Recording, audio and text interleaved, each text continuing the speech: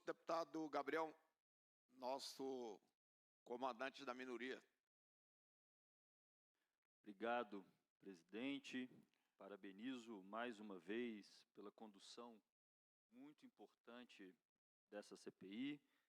Quero cumprimentar a Coronel Cíntia.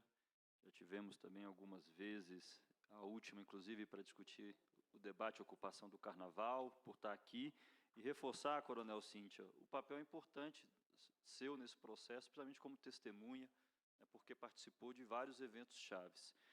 Antes, eu quero fazer 3 perguntas, Coronel Cíntia, mas antes, só fazer um registro, bem breve. O bolsonarismo, presidente, ele age com um método que é fale uma coisa e faça outra. Porque disseram aqui que o importante era investigar, se ater aos fatos. E quem falou isso não fez perguntas, fez discurso. Eu gostaria, Coronel Cíntia, a primeira pergunta, a senhora falou sobre o envelope que foi deixado na sua mesa, na sexta-feira, final do expediente. O que tinha? Qual era o documento que tinha nesse envelope? A senhora depois tomou conhecimento? Era o relatório do Jorge? Não, na verdade, não foi deixado na minha mesa. A minha sala estava trancada, eu estava numa reunião externa. Foi deixado com um dos meus coordenadores. Okay? A Marília falou que estava mandando um relatório para mim. Mas como eu e a Marília, a gente já estava se falando desde quinta-feira, né, ela me deixou muito tranquila, e ela já sabia que eu tinha feito o protocolo, ela me deixou muito tranquila com relação ao que ela havia me mandado, tipo, não exatamente com essas palavras, não há novidades. Okay. Entendeu? Nada que estava no relatório era algo que eu já não tinha abrangindo dentro do planejamento. Só mais uma questão sobre esse tema. É comum esse protocolo dentro da segurança pública de entregar a documentação, né, no envelope, ou a tramitação ela se dá como hoje no GDF, aqui na Câmara, via SEI, ou tem alguns documentos. Essa prática é comum de deixar envelope? Não, como eu sou antiga, eu posso até responder isso com muita tranquilidade. Antigamente, quando a gente não tinha tecnologia, toda a documentação de inteligência ela era timbrada, carimbada, reservada, tinha uma chancela de quem poderia receber. Então, antigamente, os documentos de inteligência, eles tramitavam a todos os órgãos que faziam parte do canal de inteligência no modo antigo, né? Pega tipo um office boy, leva lá, né? Pega o recibado e volta. Atualmente, existe um programa dentro da inteligência chamada Cronos, né? Onde tramitam esses documentos. Onde é tramitado a documentação. Ele deveria ser tramitado pelo Cronos. Deveria ser tramitado, mas me parece que o Cronos, nesse dia, deu problema. Falhou também. Isso.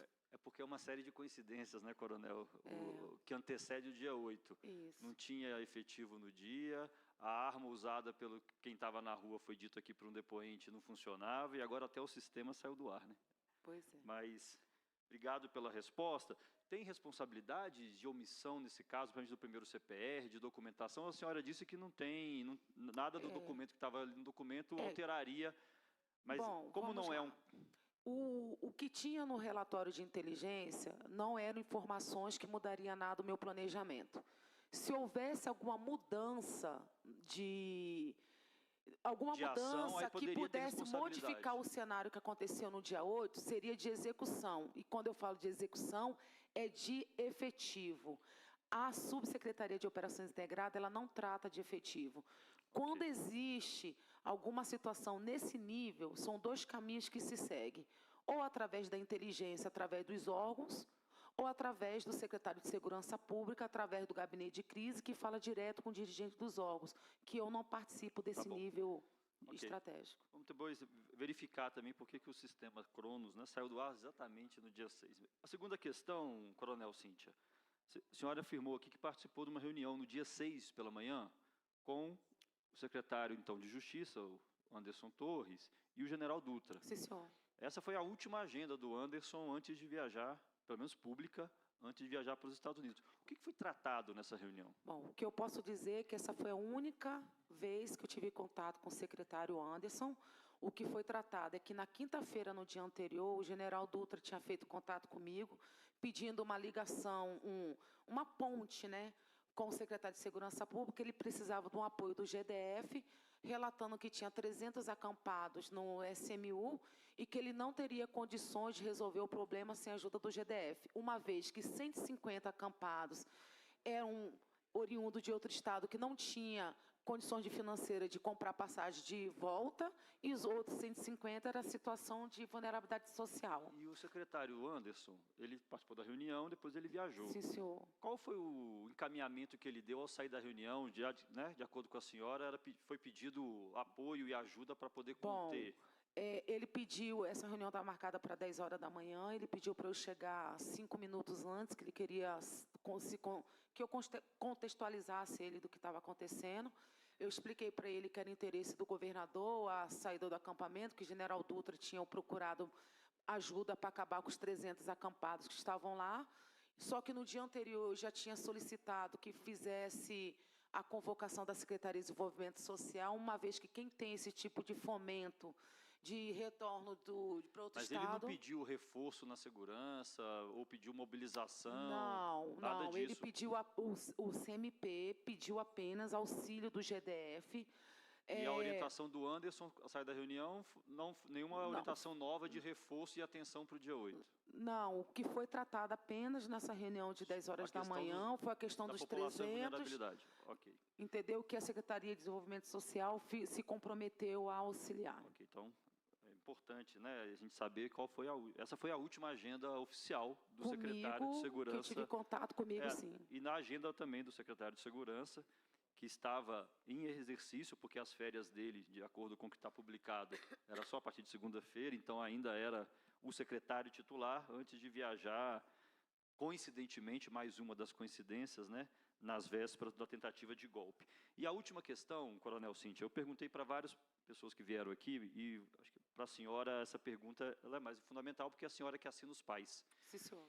E o que nos causou muita estranheza, né, de vários pais que a gente apresentou aqui, inclusive colocando aqui manifestação do Congresso da UB, Estudante Secundarista, Marcha da Maconha, Parada LGBTQIA+, é que em todos eles tem no final um item que coloca nitidamente qual é o risco de impacto nesses outros, sempre de grande impacto, de alto risco, e o que fazer caso haja prisões.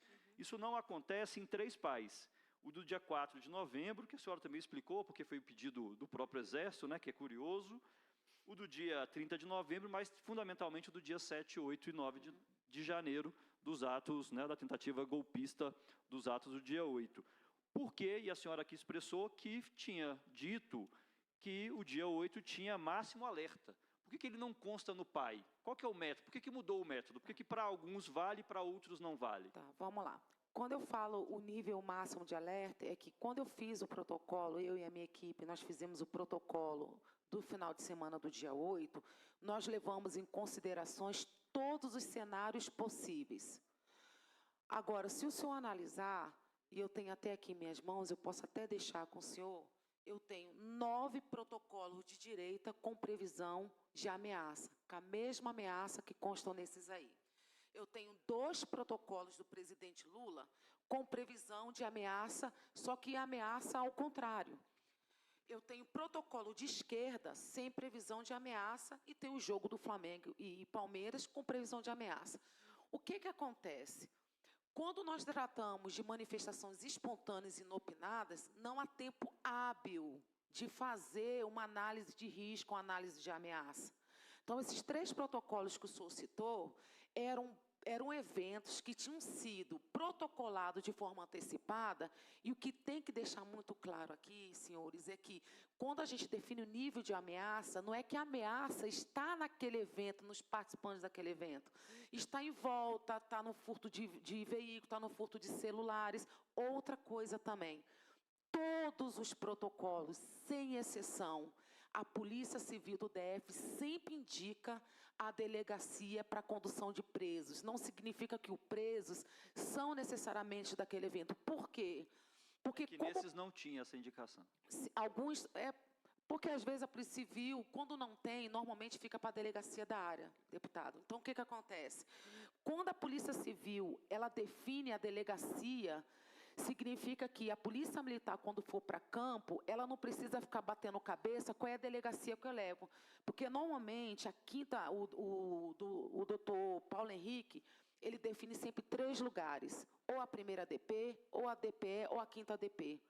O senhor sempre vai ver esses 3 tipos de delegacia. Então, é natural, é normal a maioria dos protocolos terem definidas delegacias. É importante, viu, Coronel Cinti, agradeço o esclarecimento, mas porque nos causa muita estranheza, e não só a questão do pai estar presente ou não, mas a reação, e eu falo inclusive da segurança pública do Distrito Federal, e também do próprio Ministério da Justiça no ano passado, comandado pelo senhor Anderson Torres, essa fala recorrente de que era tudo tranquilo, até amanhã do dia 8, como várias vezes já vieram aqui pessoas falando que não era tudo tranquilo, que o acampamento em frente ao QG era incubadora de terroristas, era incubadora criminosa, e foi provado várias vezes, e não se deu, talvez essa é a atenção necessária para um ato que também foi divulgado, chamado pedido de intervenção militar, que é crime,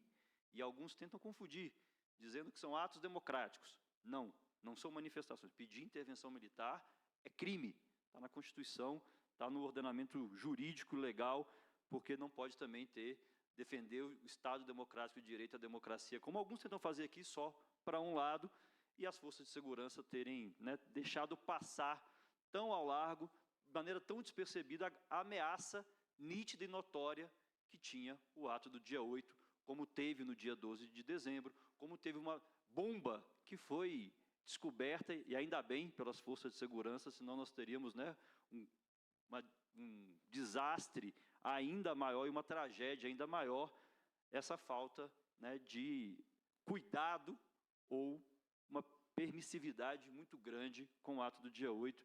Eu agradeço as suas respostas e quero concluir, presidente, dizendo que a CPI é muito importante, porque a gente sai daqui com algumas questões nítidas para a sociedade. A primeira que não é da CPI, mas uma tese de que as forças de segurança vêm sofrendo há algum tempo com processos de desvalorização, efetivo pequeno, é uma questão que essa CPI revela para a sociedade. Como que o governo ibanês trata mal os servidores públicos? É os da segurança, é os da educação, é os da saúde, da assistência social. Como que esse governo trata mal os seus servidores que cuidam da cidade e do povo do Distrito Federal? Mas isso é tema para outro debate, não da CPI. A segunda questão, que a CPI também nos revela, que é importante, é a questão do sistema penal brasileiro. Que bom que a gente vai chegando em consenso, porque eu quero dar um número. De acordo com o CNJ, são mais de 850 mil presos hoje no Brasil sem sentença e sem julgado. Nós poderíamos soltar todos eles. 850 mil brasileiros e brasileiras que estão presos sem condenação.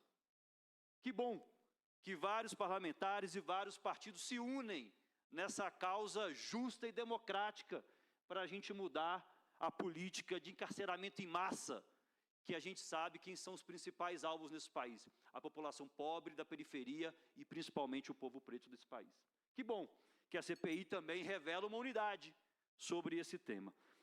Um terceiro tema que a CPI nos revela, que eu acho que é muito importante, e a senhora disse aqui hoje, a segurança da Praça dos Três Poderes é responsabilidade do Distrito Federal, da Polícia Militar do Distrito Federal.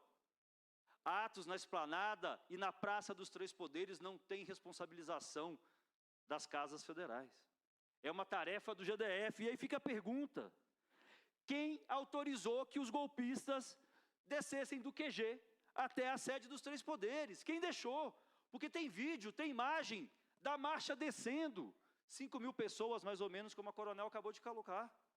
E a polícia acompanhando e deixaram entrar na praça, e essa é a questão central, não é porque que entraram nos prédios depois, porque a última invasão de prédios nesse país aconteceu há mais de 60 anos. O problema é porque que deixaram chegar até a praça.